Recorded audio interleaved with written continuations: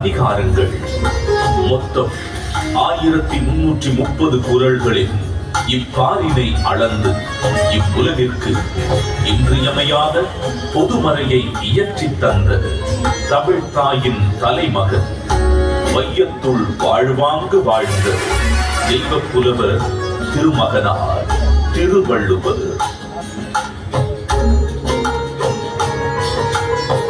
ஐயன் வள்ளுவனின் பிறந்த வருடம் தமிழக அரசால் கிமு 31 என்று வழங்கப்படுகின்றது.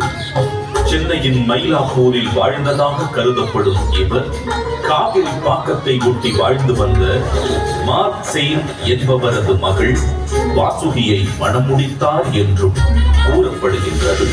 தன்னை பற்றிய குறிப்புகள் மிக குறைவாகவே கிடைக்கப் பெற்றுள்ள போதிலும் தன் சொற்களால் தமிழ் கடத்தில் சாதி மத வேதங்களை களைந்து மனிதத்தை உயர்த்தி பிடித்தவர் வள்ளுவர் திருமகனார்.